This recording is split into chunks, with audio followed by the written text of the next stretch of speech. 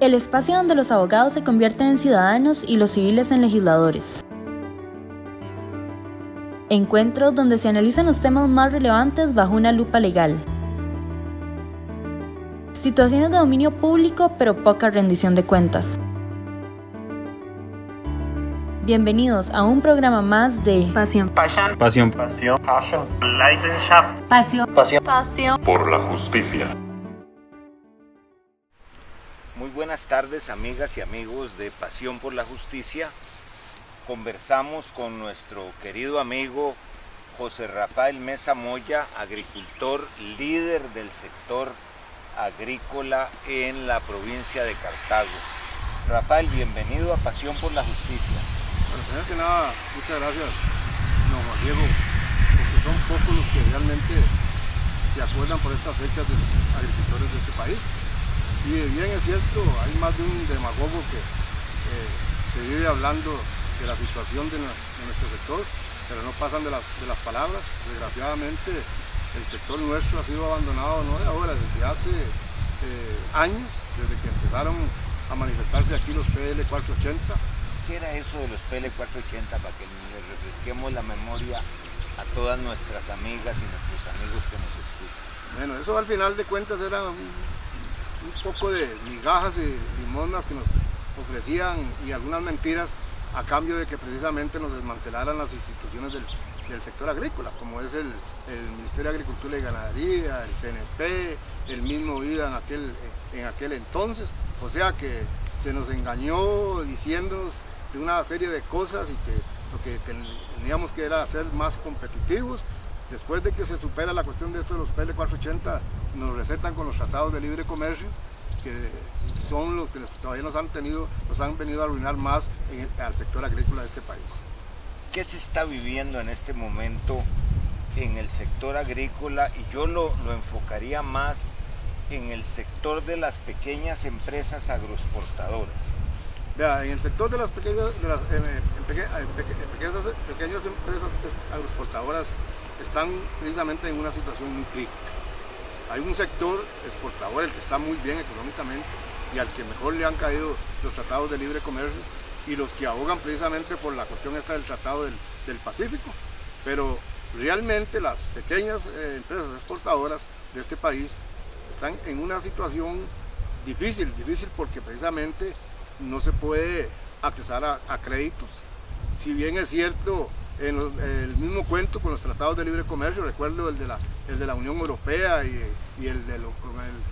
con Estados Unidos, que al final de cuentas nos decían que iban a venir recursos para tratar de modernizar el sector agrícola del país, ayudarlos a los pequeños para que pudiéramos dar el paso que requería, o sea, que era mejorar, ser más productivos, ser competitivos, pero desgraciadamente en este país es donde menos se puede ser competitivo. Este país es un país muy caro para producir y eso queda evidenciado precisamente con cosas tan extrañas que, por ejemplo, cómo es posible que hay agroquímicos en Nicaragua mucho más baratos que en Costa Rica y más amigables inclusive que lo que nosotros usamos. Menos dañinos que los nuestros. Exactamente, menos dañinos que los nuestros para la salud y en eso somos víctimas también de los ambientalistas cuando nos acusan de usar excesos de plaguicidas y de fungicidas, pero en este país escribir una molécula más amigable con el ambiente no es fácil. No es fácil. Qué curioso, porque tal vez sería importante para nuestra conversación es en el sector donde usted se desempeña empresarialmente, el sector del Valle de Ujarrás. ¿Qué ha pasado con los empresarios, con los pequeños empresarios? ¿Está igual? ¿Hay más número de empresas? ¿Qué fue lo que pasó, don Rafael? Eso es algo que a mí me preocupa demasiado. Yo siempre he dicho y he manifestado en los foros que yo siento que antes del año 2000 la producción agrícola en la provincia de Cartago y esencialmente en ese Valle de Ujarrás era más democrática. ¿Qué quiero decir con que era más democrática? Habíamos más pequeños agricultores y más pequeñas empresas concursando en el mercado de las exportaciones y en el mercado nacional. Hoy día se ha convertido esto en un desfase, o sea, donde hay una brecha, podríamos decir, social entre algunos productores que están bien y los pequeños productores que están mal, y que están mal porque inclusive están desapareciendo. Eso, para citar datos, por ejemplo, antes del año 2000 habíamos alrededor de 25, 30 empresitas que empacábamos, procesábamos el chayote y lo exportábamos. Hoy día quedan solo 10. El área de producción ha aumentado. En aquel inicio se hablaban de 400, 350, 400 hectáreas, hoy anda alrededor de 500 hectáreas, pero resulta que ese aumento de la tierra, de la producción, se ha concentrado en manos de unas empresas exportadoras más grandes que están muy bien económicamente y que les interesa de hecho la apertura comercial, ojalá que hasta con el diablo, como decimos nosotros vulgarmente. Entonces, venderle la vida por pesos, están dispuestos a venderle la vida a quien sea, sin importar el perjuicio social que estamos causando al resto de compañeros del sector agrícola. ¿Y qué fue lo que le pasó a esos compañeros, a esos pequeños empresarios agroexportadores? ¿Qué se los comió? Bueno, primero que nada, para nosotros lo de las Torres Gemelas marca un antes y un después en la situación de la exportación del chayote.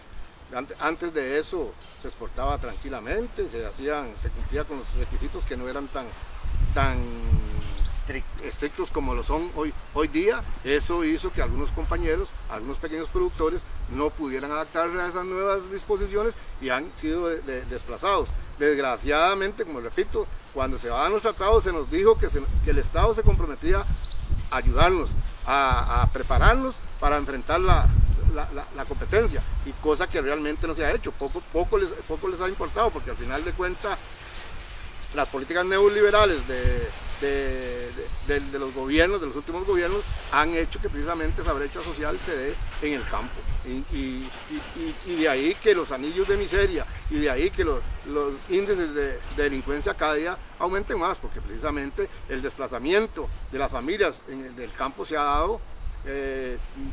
Todos los días se está desplazando la gente, porque precisamente hay pequeñas empresas que necesitan de ayuda de crédito, de ayuda de asistencia técnica, y sin embargo eso no ha llegado, o sea, no llegó ya, porque lo que se ha hecho es desaparecer a ese pequeño productor. Muchos de ustedes estaban de acuerdo con el Tratado de Libre Comercio con los Estados Unidos. Ya tenemos 11 años de ese tratado. ¿Qué fue lo que pasó? Bueno, hasta puedo hacerle una broma, don Rafael. ¿A usted le dieron el BMW que les ofreció? Bueno, yo fui una víctima de eso, o sea, yo lo he reconocido y lo he dicho, pero a nosotros nos asustaron con que si no apoyábamos el Tratado de Libre Comercio, pues entonces los chayotes nuestros iban a tener que pagar un arancel en Estados Unidos. Y resulta que al final de cuentas los chayotes nuestros nunca habían tenido arancel ni van a tenerlo. Pero nos vendieron la idea para que apoyáramos a eso, que inclusive eso a nosotros como sector nos creó algún disgusto con los compañeros de cebolleros y paperos de la provincia de Cartago, porque a eso sí desde un inicio los dejaron totalmente a merced del Tratado de Libre Comercio con Canadá y Estados Unidos, que tan es así que la situación de los paperos y los cebolleros es ruinosa. En la provincia de Cartago es una situación difícil, se desaparecen también.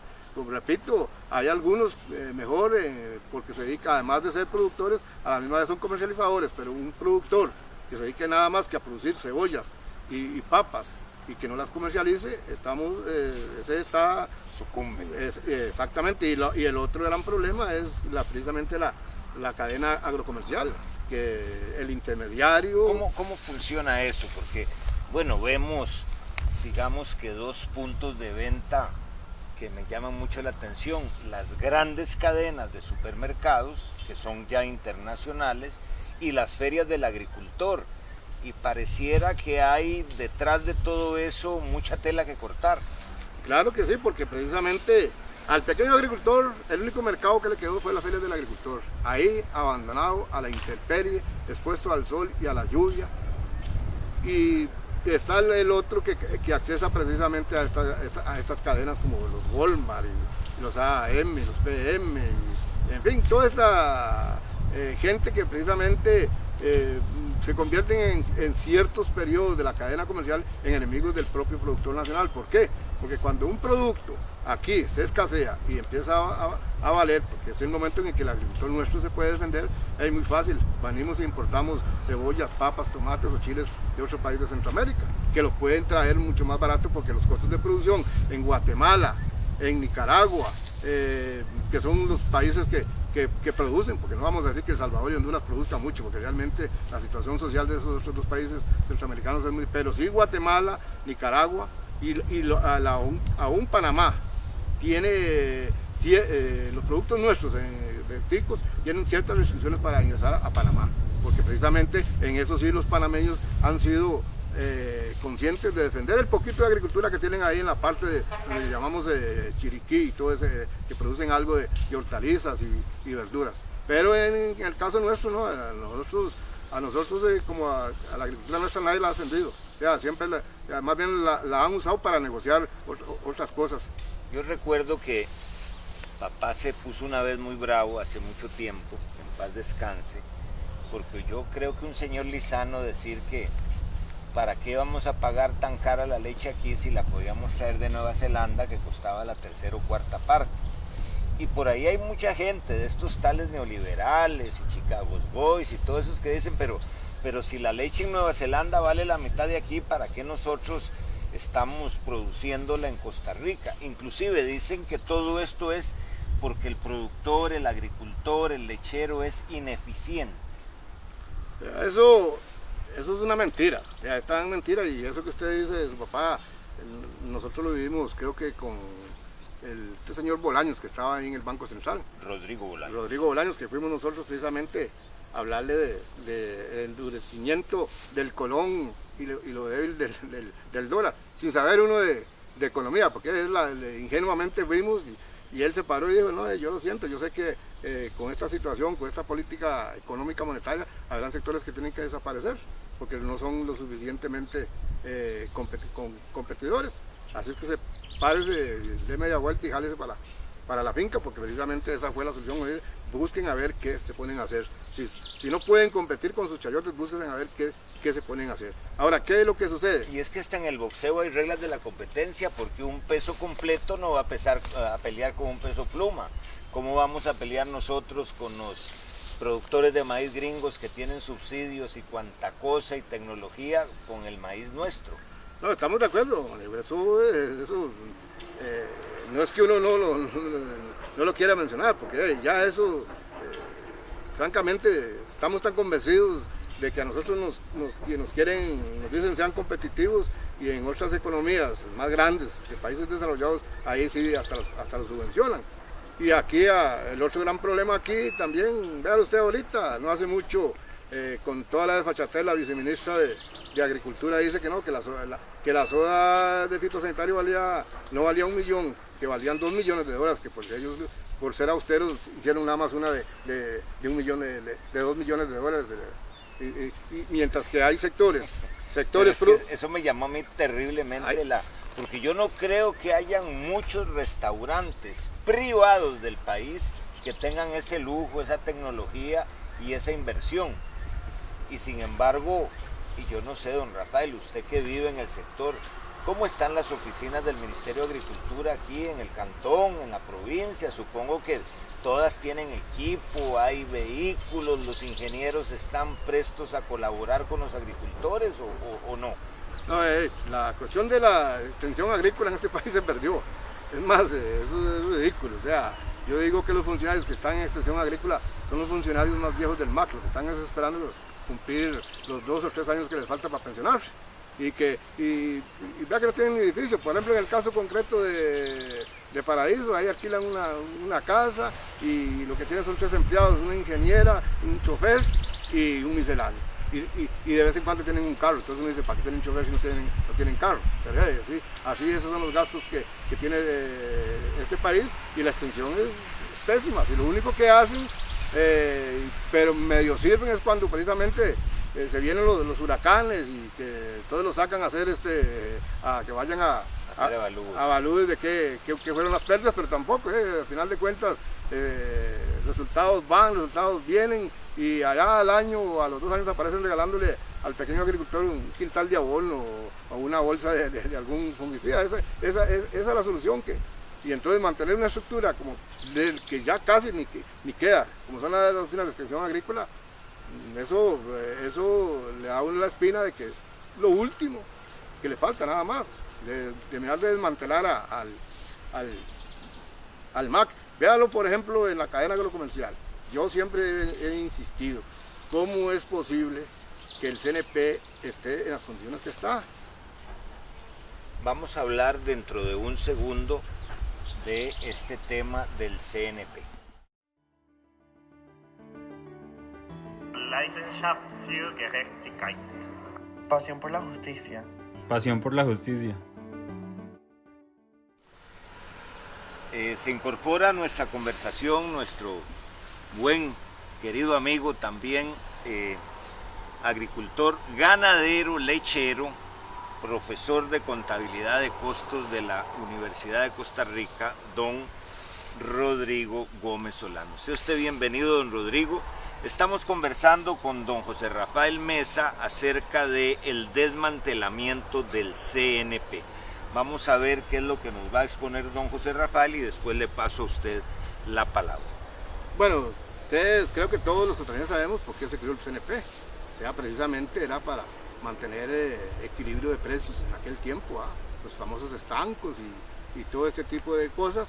Desgraciadamente, repito, desde los PL 480 y los tratados, al final de cuentas el CNP también es una víctima del desmantelamiento de las instituciones del agro.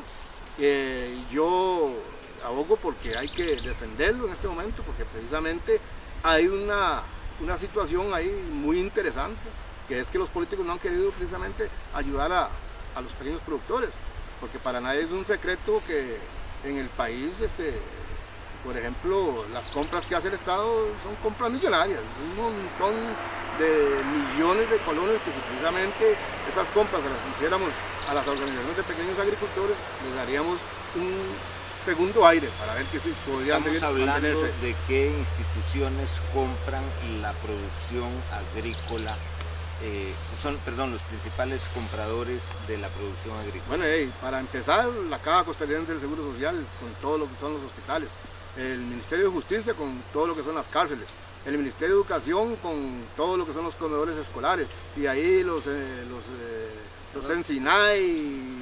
O sea que el mejor cliente de la agricultura es el Estado. Si realmente le compraran a ese pequeño agricultor. Pero ¿qué es lo que pasa? ¿A quién le compran? Esas son licitaciones y al final de cuentas las licitaciones se las adjudican al intermediario que reparte. No al intermediario, sino al que en campaña política llegó y les digo, tomen, aquí hay 200, 300 millones para la campaña política. Eso sí, después me dan la licitación. Para citarle un caso, por ejemplo, la represa del Reventazón en Siquirres. El LICE ahí compraba 50 millones por semana entre verduras, frutas y abarrotes. Y eso lo tenía adjudicado una empresa privada. Imagínense 50 millones por semana que lo pudieran vender organizaciones de pequeños agricultores. Eso sería ponerlos a respirar, eso sería ahora sí decirles, aquí estamos. Que hay que organizarlos, es cierto, que hay que enseñarlos en algunas prácticas de trazabilidades, pero para eso para eso está la educación. Si es que el problema en este país, ¿qué es? Abren un colegio X en cualquier parte del país que son bachillerato y resulta que la zona es turística. Entonces hay que darle énfasis a la educación y turismo, porque eso es lo que va a requerir la mano de obra del sector. Pero en Caso Paraíso, colegio en Orosi, colegio en Cachí, colegio en Santiago. ¿Sí? Pero al final de cuentas los muchachos terminan saliendo con el bachiller. Pero son colegios técnicos. No. Colegios académicos. Académicos, nada más. Y para que se hagan funcionarios públicos. Supuestamente. Y entonces todo el mundo cree que estamos todavía son prácticas de los años 60 o 70, cuando muchos que logramos sacar el bachiller, cuando estábamos en cuarto o quinto, ya estábamos pensando en ir a hacer la solicitud al Estado. Pero hoy día eso está descabellado. No, pero no crea, don Rafael, que no hay muchos que lo piensan. Aquí hay Dos, por lo menos yo lo veo en mi carrera de Derecho, que la mayoría de los muchachos que estudian esta profesión lo que quieren es entrar a trabajar a la Corte. Pero no cambiamos de tema. Don Rodrigo, ¿usted qué le parece este tema del CNP y lo que plantea nuestro buen amigo don Rafael?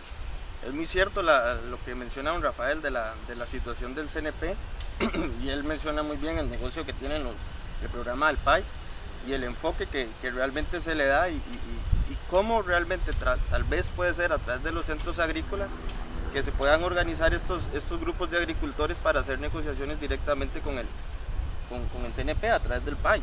Pero también, don Rafael, yo siento que tienen que también trabajar en la parte burocrática del CNP, porque ahí hay un montón de gente, hay duplicidad de funciones entre el mismo MAC, que al final de cosas no están produciendo nada. Y cuesta plata. Y es mucho dinero, y eso afecta mucho, porque entonces al final de cuentas, ¿qué es lo que sucede? Que realmente la ayuda no llega al agricultor.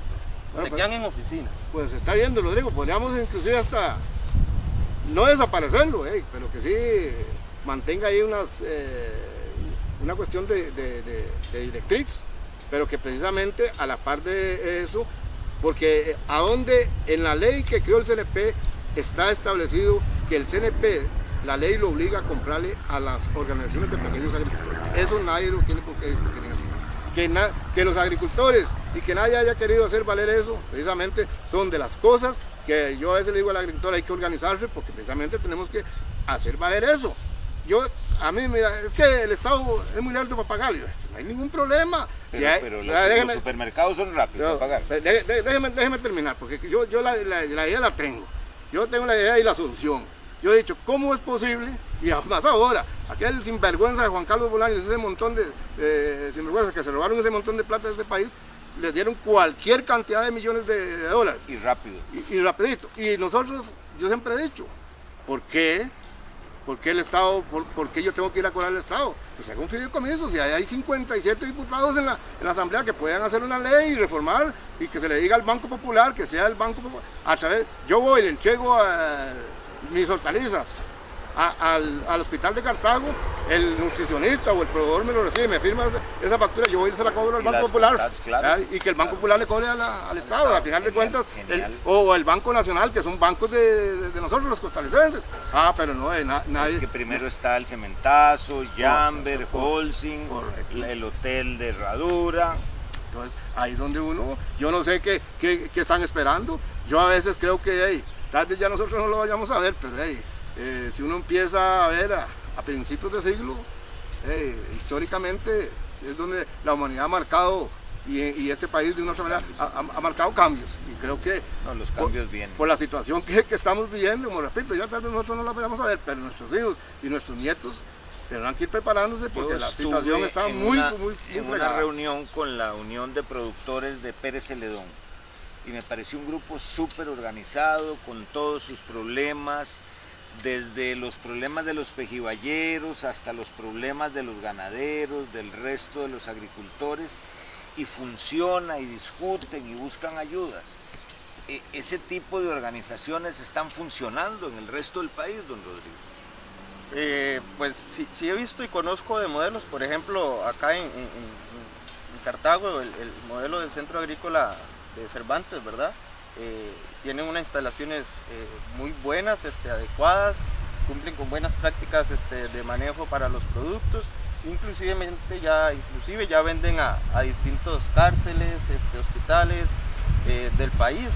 El punto es desarrollar más este modelo y que pueda trabajar realmente el PAI con estas organizaciones de agricultores. Ahora, con 2.000 millones que nos costó la sodilla gourmet de los burócratas de las oficinas central del MAC, pudimos haber hecho muchos cursos, muchas capacitaciones, mucho financiamiento para este tipo de tecnologías que hay que aprender. Sí, claro, realmente lo que falta es apoyo, acceso, como le dice usted, a la banca de desarrollo en el país, para que estos recursos lleguen realmente al agricultor. Puede ser a través de una cooperativa, puede ser a través de los centros agrícolas, etcétera, etcétera. Hace poquito salió en los periódicos que la tasa más baja que tiene para sus productores no es un banco, es la cooperativa de productores de leche. Es un 5.5 que cobran al productor para de leche. Sus afiliados. Para obviamente. sus asociados, sí señor. pero es un 5, entonces Sí. usted... ¿Y los bancos en cuánto andan? Los bancos están alrededor del 12. O sea, es menos de la mitad o es más del doble, depende cómo se vea. Sería el doble para el productor, ¿verdad? Entonces ahí es donde uno dice, o sea, si realmente hay banca de desarrollo, ¿por qué no le hacen, como hizo Rafael, un fideicomiso para que un centro agrícola o un banco puedan ellos trabajar con una tasa que sea beneficiosa? Ahora, lo he oído no solo en este país, sino también en otros países de nuestra América Latina, donde dice que si los productores le entregan sus hortalizas a una cadena de supermercados, los hacen esperar 90 y 120 días para pagarles. ¿Hay algo de eso que sucede aquí? Bueno, aquí hay algunas empresas de estas que sí, por ejemplo, puedo hablar con nombres. Los amigos de Walmart. Walmart no es tan dura. tan dura, pero por ejemplo los Mega, uno llega la mercadería y en el transcurso mientras le van a pagar, cuando llega uno a cobrar, le dicen que le van a hacer un rebajo de un 15% por publicidad que tuvieron que hacer. Así, para vender tus chayotes. Sí, sin haberle dicho, sin haberle notificado a uno a la hora de la entrega, sino que cuando llegaste a cobrar te dicen, no, mira, hay que descontarle un 10% o un 15% de la factura porque hicimos una campaña de publicidad durante X mes. O sea que la gente solo llega a comprar chayotes al Mega. Se supone, pero así a todo el mundo. Pero hay algo que yo sí no quiero, que no quiero dejar de mencionar, que aquí a mí me preocupa porque a veces cuando hablamos principalmente de la provincia de Cartago, hablamos de chayotes, hablamos de cebolla, papa, ganado y café. Y a veces poquillo caña que queda por ahí por el lado de Tulián. Pero nadie habla de esos pequeños agricultores que hay ahí en Tejar o ahí en San Blas o ahí en Paraíso que siembran rabanitos, lechugas, que por cierto, desgraciadamente, repollos, no son muy higiénicos. Con el agua. Con agüita por el agua que ellos, pero es que no se les ayuda. Inclusive ahora, cuando veníamos hacia acá, al campo a esta entrevista, tuvimos por ahí me encontré con don Eddie Romero, que es ingeniero para el sector de esta zona del Senala, del riego y advenimiento, que precisamente es otra institución que ya es hora que se le dé su lugar, se le dé los recursos que necesita para que precisamente le dé posibilidades de riego, alternativas de riego a ese sector, más amigables con la salud, porque a veces pasa uno aquí por el lado de San Blas, de San Rafael o el Huarco y ve unos apiales muy lindos y unas lechugas riquísimas y unos cebollinos, pero anegaditos con agüita limpia. A la par pasa el río por todas las heces de Cartago. Y ese pobre agricultor no le queda Dios. No, es la alternativa que tiene. Y después el asunto del crédito no hay que dejarlo tampoco desde al lado. Eso aquí en este país. Es que hace años existían las juntas de crédito rural. Es más, yo recuerdo en Paraíso la junta de crédito rural y en Turrialba y en Cartago, y el agricultor iba y lo atendían y conseguía la plata que ocupaba. Eso ya no existe. Que yo sepa, no. Además, no conozco ningún banco que te dé eso ahorita, o acceso a un crédito de eso. Las Inclusive, líneas. usted en Dos Pinos puede acceder a créditos de banca de desarrollo, pero usted negocia a través de la Dos Pinos. El crédito de la banca la tiene el PAC con la Dos Pinos, pero es a través de la Dos Pinos. No es que yo pudiera accesar el crédito directamente al banco como productor. Claro, pero esa organización cooperativa sabe cómo hacerlo y cómo darle a su asociado la oportunidad financiera. Vea, Juan Diego, sobre eso quiero refrescarle la memoria a usted. Recuerde cuando llegamos por primera vez regidores a la Municipalidad de Paraíso. Hace nada más y nada menos que 40 años, pues, don José Rafael. Ya estaban desapareciendo las juntas. Recuérdese que en ese consejo municipal a mí me nombran como representante en la junta. En el Centro Agrícola Cantonal de Paraíso. Yo me acuerdo ahí recuerdo que estaba un señor alto. don Isaías Rivera, que era el perito del Banco Nacional, que todavía pues, ahí está vivo ahí, pues ya iba a decir que se nos había muerto, pero no, ahí está. Recuérdese de eso. Después de ahí desaparecieron. Precisamente yo recuerdo que el señor que quería una vaquita iba, se la financiaban y le ponían ahí se la marcaban. Un fierrazo. Exactamente, todo eso desapareció porque ahora precisamente la banca nuestra, la banca nacional nuestra, es una banca comercial. Lo que les interesa es, y si usted lo ve ahí, ¿qué le interesa al misceláneo para ponerlo ahí con el más bajo? Y peor todavía al gerente, que entre más utilidad tenga el banco, más grande va a ser el bono que van a recibir al final de la gestión. Y entonces, cuando llega un pequeño agricultor en botas Yule, con la camisa rota, que da lástima, el funcionario del Banco Nacional dice, no, miren, no hay cita para atenderlo, pero si llega un señor de corbata y un empresario industrial y que va a pedir un montón de millones y que su actividad es mucho más segura que la agricultura, se lo pasan y hasta lo invitan al cafecito o al refresco. O al saguito. Sí, bueno, en tema de los accesos al crédito, ¿verdad? Pienso que las instituciones que están ligadas al sector deben tratar de impulsar y ver cómo las asociaciones o las cooperativas o los centros agrícolas pueden acceder a esta banca de desarrollo, y no tal vez a través de estas grandes instituciones como la Cooperativa de Productores de Leche. Creo que Copeagropal tiene también acceso a banca de desarrollo, pero cuando vemos los nombres vemos que son figuras muy grandes. Entonces, tratar de ver cómo esto se le da un cambio para que tal vez como una asociación de productores de chayote tiene acceso, no sé. Hacemos un cortecito y continuamos dentro de un instante. Pasión por la justicia. Passion for justice. Pasión por la justicia. Continuamos conversando con nuestros queridos amigos don José Rafael Mesa y don Rodrigo Gómez. De los temas que surgen en esta soleada conversación, tenemos el tema del cambio climático, el tema de los agroquímicos, el tema de los ambientalistas, que a veces, a mí me parece especialmente que se les va la mano, porque es muy fácil estar en una universidad o conseguirse una ONG que les financie los alborotos, y otra es ver al empresario, al pequeño empresario, al agricultor, y sudarse de sol a sol para producir. ¿Qué le parece, don Rodrigo? Bueno, si tocamos algo muy importante que usted mencionó, es el cambio climático, y realmente cómo viene afectando la producción, ya realmente tanto lo que es la ganadería, las lecherías, épocas secas más extensas, fenómenos del Niño, cómo afectan realmente la ganadería, y cómo desde el punto de vista ganadero tenemos que tratar de mejorar nuestras técnicas, reutilizar también los desechos que generan las vacas, y cómo estos tal vez podamos generar abonos orgánicos, utilizarlos en los mismos repastos, los mismos potreros, generar métodos. Y eventualmente hasta un combustible.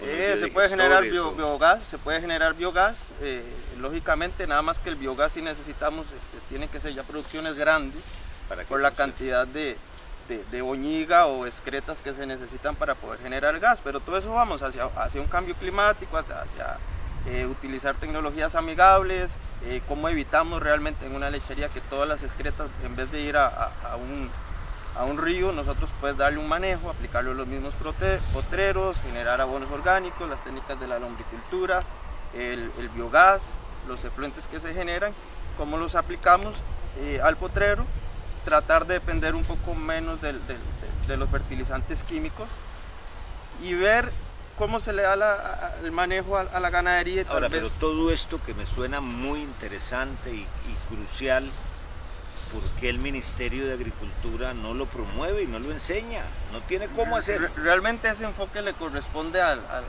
los departamentos de extensión, y el conocimiento que ellos han dado asistencia, realmente son unos digestores muy pequeñitos, unos que se hacen en bolsa, pero generan muy poco biogás y son como más para agricultura de subsistencia, que ese es otro tema muy grande, ¿verdad? El famoso enfoque de agricultura de subsistencia, que realmente pues no veo como eso es más o menos como el trabajo informal en las ciudades, como la gente que tiene que estar vendiendo platanitos y semillas de marañón en la calle. Es esa proporción, que es para no morirse de hambre. Es eso, o sea, es pretender que usted con poquito pueda subsistir y tener un poco de todo, pero realmente usted con eso no va. Vamos a ver cómo vas a asegurarte una buena calidad de vida cuando lo que te enfocan es tener una agricultura de subsistencia. O sea, no sé, yo no le veo a la agricultura de subsistencia un buen manejo. En ese sentido, yo quiero agregar algo que últimamente, no sé, me llama la atención, parece que yo estoy equivocado con lo que voy a admitir. Pero ahora por ahí veo unos periódicos hablando de agricultura familiar y que precisamente, ¿será que uno con los chiquillos de uno casi a producir nada más para comer? Pero eso es un cuento, eso es parte de las limosnas que el Estado le da al sector agrícola como para tenerlo a uno ahí tranquilito, no brinquen mucho, quédense queditos con lo que tienen, y porque si no los terminamos de desaparecer. Porque hay cosas bueno, la cuestión de la agricultura amigable, por ejemplo, es muy lindo, que no le da a uno como agricultor que no le gustaría tener una hectárea en ambiente protegido. El metro cuadrado de eso vale 60, 70 dólares. Hágamelo por 1000 metros. Sí, está ahí. ¿Y los créditos dónde están? Ahí es donde se ocupa la banca de desarrollo, tener acceso a esos créditos para poder producir en ambientes protegidos. Los bancos le darán un 5-1 por eso. Bueno, y todavía... Y el problema es que los bancos tienen la plata. Y va uno más allá, porque no solo es la tienen, pero dicen más, si ahora ya, tal vez ya los que estamos muy viejos nos come la tecnología, pero los chiquillos ahora dicen que el invernadero lo puede uno hasta manejar desde el celular.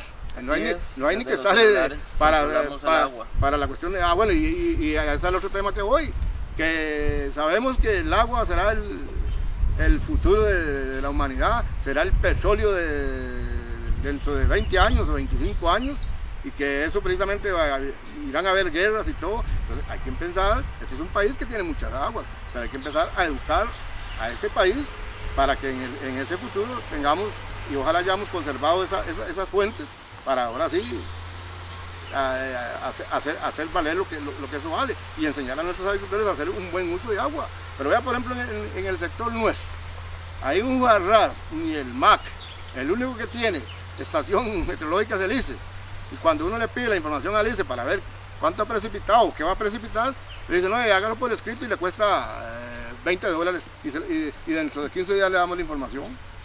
Eso sucede. ¿Y cómo es posible? ¿Qué le cuesta al ICE? Yo que produzco chayotes, a mí nadie me ha podido decir científicamente cuánta es la cantidad de agua que necesita una mata de chayote.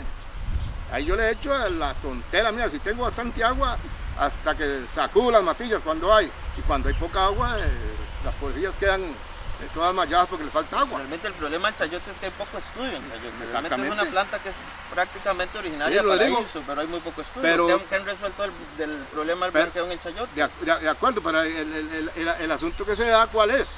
Que, repito, investigaciones van, investigaciones vienen, y no se hacen nada, no se concretizan ese tipo de cosas. Yo necesito saber cuánta agua necesita mi planta, precisamente porque eso me va a dar información, pero aquí todavía nosotros ni siquiera sabemos si hoy irá a llover, ya estamos desesperados porque el invierno no nos ha reventado todavía por la zona aquí desde donde estamos hoy conversando sobre agricultura, y gracias a don Juan Diego, que por lo menos se interesa de estos temas, porque allá es otra cosa, que en este país ahora todos los políticos solo les interesa la cuestión fiscal, impuestos van, impuestos vienen, adiós la seguridad, adiós social, adiós la situación de la agricultura, eso queda por demás. ¿Qué hacemos para organizarnos para que el sector agropecuario, para que las pymes agrícolas, las pymes ganaderas, todos esos pequeños y medios empresarios del agro y de la ganadería se organicen de manera que puedan perfeccionarse en sus técnicas de producción, de administración, de cultivo, de mercadeo? ¿Cómo se puede hacer? Porque el país tiene gente muy trabajadora, muy buena, con ganas de aprender, y hay mucha plata en los bancos. Bueno, hay tanta que se la roban y los bancos no quiebran. Yo empezaría por realmente fortalecer lo que es la extensión agropecuaria del MAC. Realmente el agricultor está en el campo, no está en la ciudad. Entonces, como dicen ustedes en el primer tema que los escuché, de la soda que acaban de hacer, o sea, para una soda en San José, pero ¿qué pasa con las oficinas de extensión agropecuaria? ¿Qué beneficio va a recibir un agricultor de esa soda? O sea, si no se llega, el servicio no llega realmente al agricultor. Estamos muy mal ahí. Ahí es donde hay que empezar a fortalecer esos programas, y lógicamente donde viene el acompañamiento para fortalecer los centros agrícolas o cooperativas o asociaciones para que estos programas sociales como el PAI del CNP pueda favorecer y beneficiar al agricultor. Lógicamente, acceso a la banca de desarrollo. Yo planteo ahí algo más profundo, es agarrar y hacer un análisis de lo que tenemos. Y de eso que tenemos, qué nos sirve ¿Y qué nos sirve? y qué no nos sirve. Y ahora sí, yo creo que en la provincia nosotros tenemos 7 diputados. ¿Cuántos ingenieros agrónomos tendrá el MAC? No, ese dato no. Pero deben ser no lo cientos. Pues ya no son muchos, porque ahora la política es que se pensiona, ya esa plaza no la están congelando. Bueno, congelan. y ahora tenemos de ministro a un filósofo que sabe de porcicultura, y tenemos de viceministra a una administradora de la educación, y antes tuvo usted de ministra su amiga, la socióloga. A Renatico lo único que le podemos decir es que por lo menos debe oler a estiércol de cerdo, porque dicen que es un buen productor de cerdo. Y por lo menos yo considero que lo que es la agricultura en el mercado interno, esperamos que nos cumpla con algunas cosas. Démosle, pero habría que ver el resto de la gente que lo está rodeando, porque precisamente hoy día la situación es que todo el mundo, a los sectores más poderosos dentro del sector agrícola, lo que les interesa es la apertura. Porque, por ejemplo, aquí quienes están bien, los del banano, los del melón, la piña, el café, los grandotes del café y el leche, los que están a la par de la cooperativa de Dos Pinos. Y de ahí fuera no existen. No, se murieron. Óigame, y hablando de otro tema que yo solo quiero hacer un comentario que habla que la cooperativa está bien, pues realmente usted dice la cooperativa al productor, pero la cooperativa tiene ya meses, casi años de no aumentar el precio de sólidos, entonces tampoco es que se vea así tan reflejado como lo dicen ustedes. Yo sé que al productor final ustedes ven que la leche sube y esto y lo otro, pero vamos a ver cómo ve eso reflejado el productor. Es que tampoco no es que le suben al productor de leche lo que suben los productos en el supermercado. No siempre es así. Además entonces, la leche se paga por... Entonces es peor todavía lo que yo creía. Eso ya queda No, ese es mi criterio total. Pero hablemos de los aguacates, don Rafael. ¿Usted qué opina? Porque se ha armado un gran alboroto. Ahí apareció una figura cuyo nombre no quiero mencionar, pero ¿qué pasó con la guerra de los aguacates? Bueno, es que ahorita precisamente al no haber aranceles, la defensa que tienen los gobiernos y los sectores agrícolas de los países es inventarse una ocurrencia, que no voy a aceptar los chayotes, para no hablar de aguacates, los chayotes de Costa Rica porque tienen espinas y pare contar, porque va a afectar, por decir, los productores de chayote de México, que es el competidor más grande que nosotros tenemos. Es lo que sucede con el aguacate. Dice que supuestamente para salvar de que una enfermedad no ingrese, y que aquí, que allá, eso es un problema de no acabar, y nosotros lo vivimos con las exportaciones de chayote. Los gringos, cuando se les antoja, se consiguen un ácaro y empiezan a fumigar, y resulta que dicen que las empresas fumigadoras en Estados Unidos son privadas, y entonces como toda empresa dentro de su estado económico necesitan hacer tantas fumigaciones en el año para que el negocio camine. Y entonces, aunque no hayan ácaros, no hayan plagas, ellos tienen que inventárselas, porque si no el negocio no funciona. Entonces ese es un problema muy fregado. Y además se hablaba también que era para proteger en parte la producción nacional, pero desgraciadamente la producción de aguacates nuestras nacionales es muy poquita, muy pequeñita. O sea, yo calculo que no creo que pueda llenar un 40% del mercado nacional, ¿no? Y entonces ahí donde el consumidor nuestro termina pagando sobreprecios, porque dicen que traerlo de México es más barato que traerlo de América del Sur, como Perú y algunos otros países. Pero eso es juego, precisamente un juego donde el pequeño agricultor está fuera de la cancha. Eso lo manejan otros, porque al final de cuentas, ¿qué es lo que pasa con los tratados? Los especuladores. Sí, yo te doy esto, llévate esta carajada de la agricultura, por esto no nos interesa, pero sí déjame que yo meta cualquier otra chuchera que sí le interesa a un sector que está bien económicamente. Sí, no, yo quería tocar un tema más, don Rafael, que a ustedes, más enfocado a la parte agropecuaria agrícola, le afecta más, que es el registro de agroquímicos. de cómo no pueden tener acceso todavía a moléculas más eficientes, más amigables, y tal vez ahí te obligan a usar productos un poco más fuertes, más dañinos, que ya inclusive en muchos países no se pueden usar. Ya, yo en eso, Rodrigo, tengo como 20 años de andar detrás de esa carajada. Yo ahora espero que en el gobierno de ese, ¿cómo dicen?, de unidad nacional, a don Carlitos Alvarado pueda poner de acuerdo al ministro del Medio Ambiente, al ministro de Agricultura y al ministro de Salud. Que esos tres desgraciados históricamente, independiente del partido que hayan ocupado esa silla, son los que han hecho imposible que aquí se puedan inscribir moléculas más amigables con el ambiente. Pareciera que todo ese entramado de ONGs y de fondos que vienen de las guerras que hay entre las grandes compañías del mundo, que sí, a nivel comercial, inclusive, ¿qué le digo?, de fabricantes de todas las cosas, tiene que ver como para que nosotros no podamos salir adelante con un registro rápido, eficiente, inteligente de los productos que se requieren para la producción agropecuaria. Es que es absurdo que no se pongan, nos obligan a utilizar productos más tóxicos, más dañinos, y de ahí lógicamente van a afectar más al ambiente y más a la salud de las personas. Después no sé si realmente está muy ligado, pero es donde después vienen los problemas de cáncer. Recuerde que Cartago es de la provincia que tiene más problemas de cáncer gástrico, claro, pero ese montón de agroquímicos tóxicos que todavía utilizamos. Bueno, yo creo que no hemos llegado ni siquiera a abordar la lista de temas que habíamos planeado, así es que don Rafael Mesa Moya y don Rodrigo Gómez Solano vamos a tener que plantearnos una cita próximamente para continuar con estos temas. Sí quiero, antes de finalizar, que don Rafael y don Rodrigo le mandaran un mensaje a los diputados que están estrenando curul acerca de qué consideran ustedes que es vital para los compatriotas agricultores y ganaderos.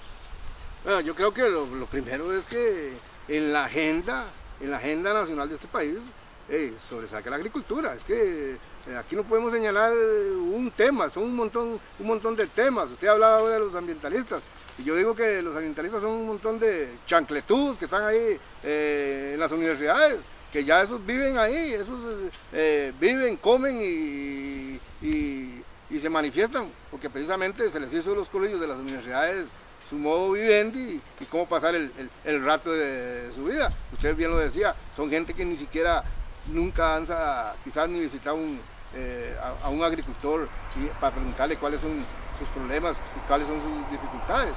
Y en eso, repito, creo que lo mínimo que podríamos hacer, y principalmente los diputaditos nuestros de Cartago, ojalá que puedan en la agenda esa nacional, que el tema de la agricultura tenga un lugar, y un lugar importante, porque el problema, repito, en este país solo se habla de paquete fiscal, y pare contar.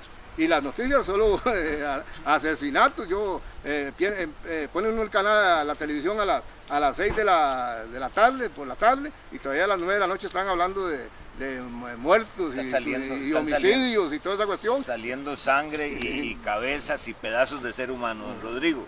Sí, yo pienso que hay temas muy importantes que hemos tocado que realmente ojalá los profundicemos. Sí, no, y que realmente los diputados los pueden desarrollar, como es el acceso a banca de desarrollo para el sector agropecuario, acceso al agua, realmente que Senara, la función que tiene de llevar agua a los agricultores se dé y que no se quede todo en papel, el acceso al crédito, y luego ver el tema. Bueno, yo sé que lo han venido trabajando un poco este gobierno que viene saliendo, y este nuevo probablemente va a seguir la línea con el CNP y el PAI, pero yo siento que por ahí deben ir el acceso a la banca de desarrollo, el uso de acceso al agua que realmente requiere la agricultura, para poder ser un poquito más eficientes y poder competir. Muchísimas gracias. Yo quería hacer una acotación antes de terminar, ahora que hablaba del acceso al agua.